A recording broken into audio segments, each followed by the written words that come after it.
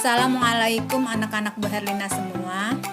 Alhamdulillah, pada hari ini kita masih dipertemukan kembali meskipun hanya melalui video pembelajaran ini. Nah, pada kesempatan ini kita akan belajar bagaimana melakukan pencatatan transaksi penjualan dan penerimaan kas pada perusahaan manufaktur. Untuk lebih jelasnya, yuk kita simak sama-sama video pembelajarannya. Anak-anak, seperti yang kalian ketahui, penjualan suatu produk dapat dilakukan dengan dua cara, yaitu yang pertama secara tunai dan yang kedua dilakukan secara kredit. Nah, untuk penjualan yang dilakukan secara tunai, nanti oleh perusahaan akan dicatat ke dalam jurnal penerimaan kas, karena akan menambah kas perusahaan. Adapun bukti yang digunakan, salah satunya adalah nota kontan. Kemudian, jika perusahaan melakukan penjualan secara kredit, maka oleh perusahaan transaksi ini akan dicatat ke dalam jurnal penjualan yang merupakan jurnal khusus untuk mencatat penjualan secara kredit. Nah, salah satu bukti transaksi yang digunakan untuk penjualan kredit ini adalah faktur penjualan. Sekarang bagaimana melakukan pencatatan transaksi penjualan? Ada dua sistem yang bisa dipilih salah satunya. Yang pertama, sistem periodik atau fisik. Nah, jika perusahaan menggunakan sistem periodik atau fisik dalam melakukan pencatatan transaksi penjualannya, maka transaksi tersebut dicatat dengan menggunakan akun penjualan.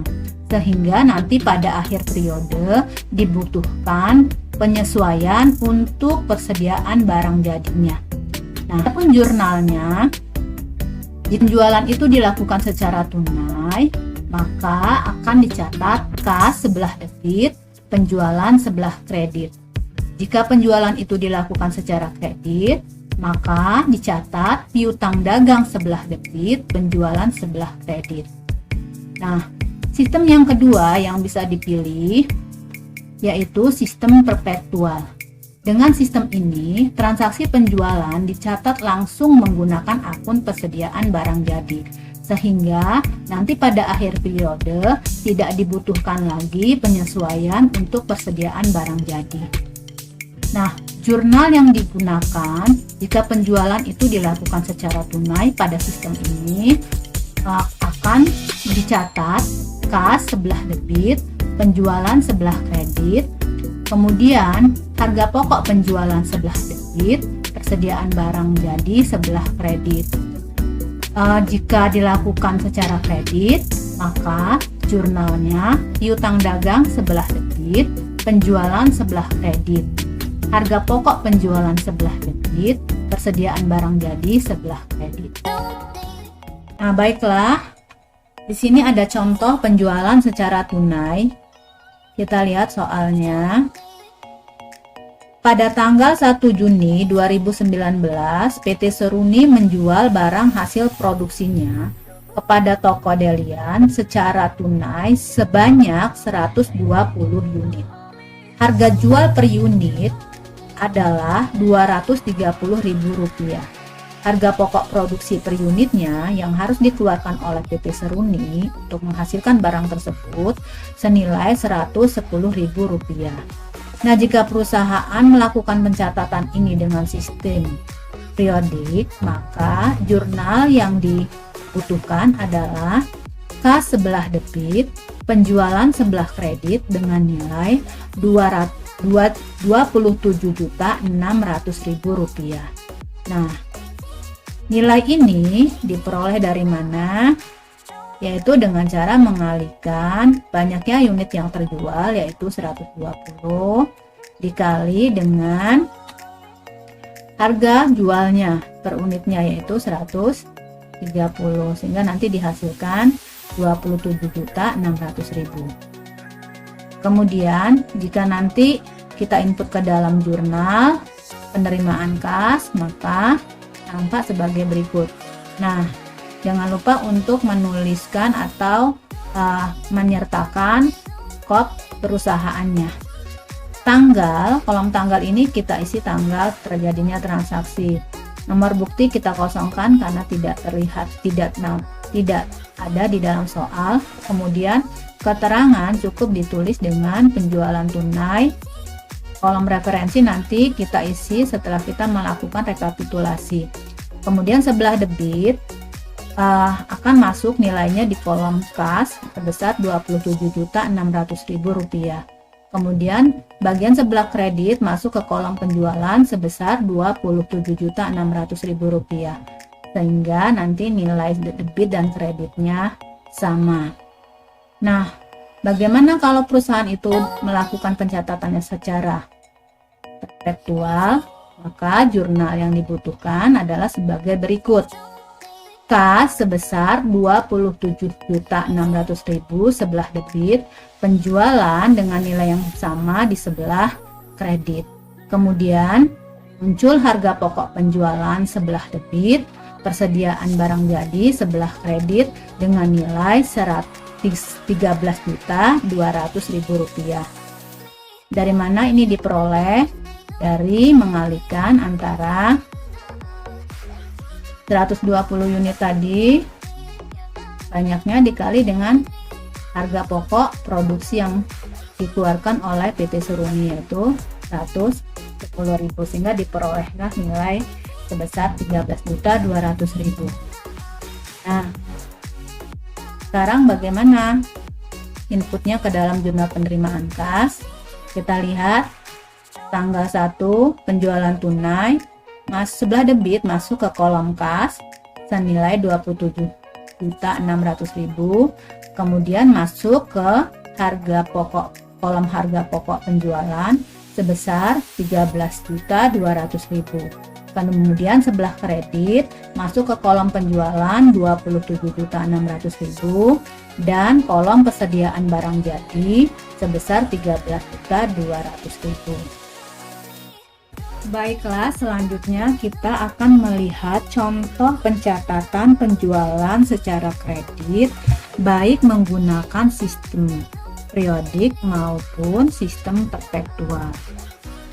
Nah, masih dengan soal yang sama, hanya di sini PT Seruni melakukan penjualan secara kredit kepada toko Delian.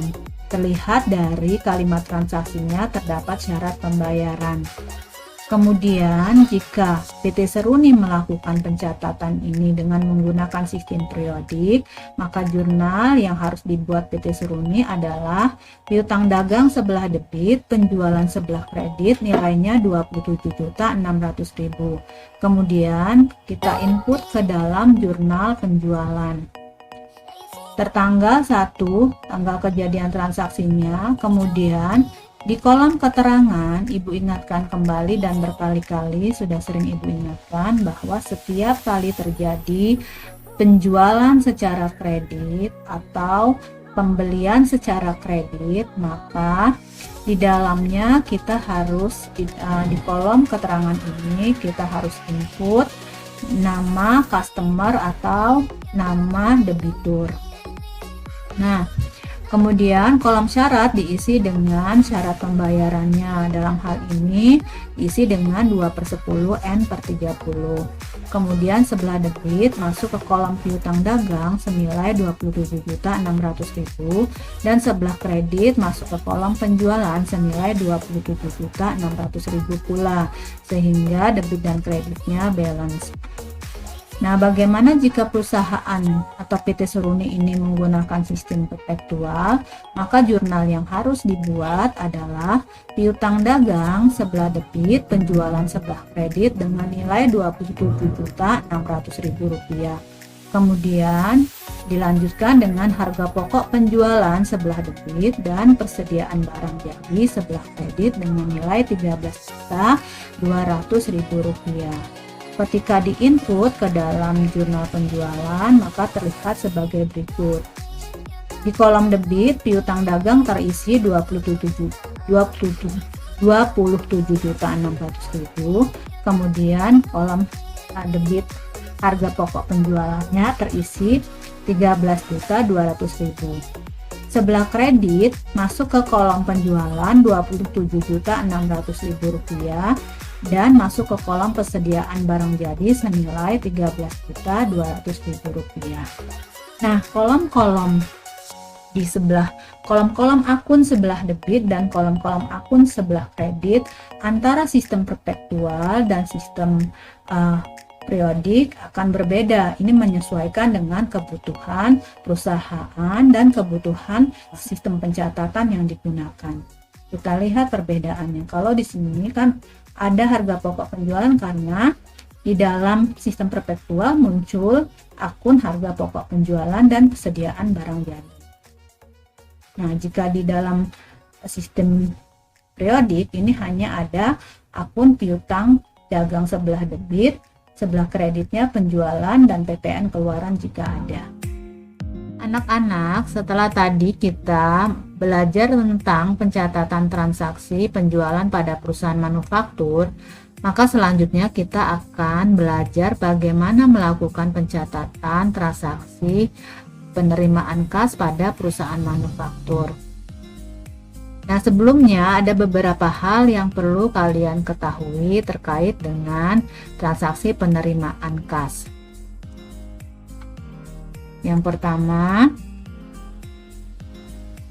bahwa setiap kali terjadi transaksi penerimaan kas, maka kas di perusahaan akan bertambah, sehingga nanti akan dicatat ke dalam jurnal penerimaan kas. Yang kedua, seperti yang Ibu sampaikan tadi, bahwa setiap kali terjadi penerimaan kas, maka perusahaan akan mencatat transaksi ini ke dalam jurnal penerimaan kas. Yang ketiga, penerimaan kas ini diperoleh atau berasal dari penjualan tunai, pelunasan piutang, dan transaksi-transaksi yang lainnya. Misalnya kita menyewakan ruangan atau gedung, kita akan memperoleh pendapatan sewa. Maka pendapatan sewa itu nanti dicatat ke dalam jurnal penerimaan kas. Kemudian yang berikutnya, dokumen-dokumen yang terkait dengan transaksi penerimaan kas antara lain bukti kas masuk, nota kontan, kwitansi, dan lain sebagainya. Tadi sudah kita ketahui bersama bahwa transaksi penerimaan kas dapat berasal dari penjualan tunai, pelunasan piutang dagang, atau transaksi-transaksi lain yang menambah kas perusahaan. Nah, untuk penjualan tunai, di awal tadi sudah Ibu jelaskan bagaimana melakukan pencatatannya, sehingga kita langsung saja masuk ke pencatatan jurnal ketika terjadi pelunasan piutang. Nah, ketika terjadi pelunasan piutang, ini ada dua kemungkinan. Jika pada saat pelunasan piutang tidak mendapatkan potongan, maka jurnalnya kas sebelah debit, piutang dagang sebelah kredit. Akan tetapi, jika pada saat pelunasan mendapatkan potongan, maka jurnalnya adalah kas sebelah debit, potongan penjualan sebelah debit, dan piutang dagang sebelah kredit. Nah, kita langsung ke contoh bagaimana melakukan pencatatan ketika terjadi pelunasan piutang dagang. Kita lihat soalnya. Soal ini masih terkait dengan transaksi penjualan secara kredit yang dilakukan oleh PT Seruni kepada toko Delian di contoh soal sebelumnya. Kita baca dulu soalnya. Tanggal 4 Juni 2019, PT Seruni menerima pelunasan piutang dari toko Delian tertanggal 1 Juni 2019. Kita buka soal sebelumnya.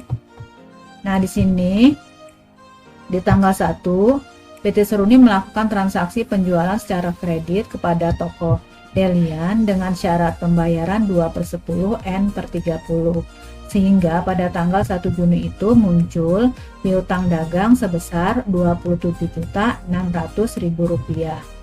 Nah, di tanggal 4 Juni 2019, toko Delian melunasi utangnya kepada toko Seruni.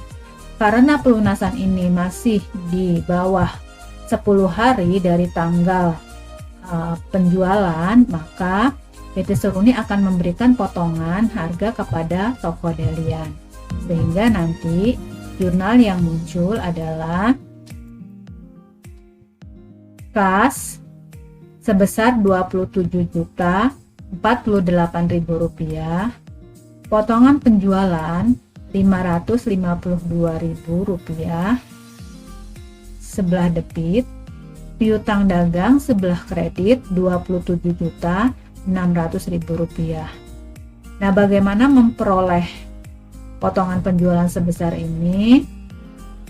Tadi, jika toko Delian melunasi utangnya kepada toko Seruni 10 hari setelah tanggal pembelian, maka toko Seruni akan memberikan potongan penjualan sebesar 2%. Maka jurnalnya seperti ini. Kemudian bagaimana cara perhitungannya? 2%, ya, 2/100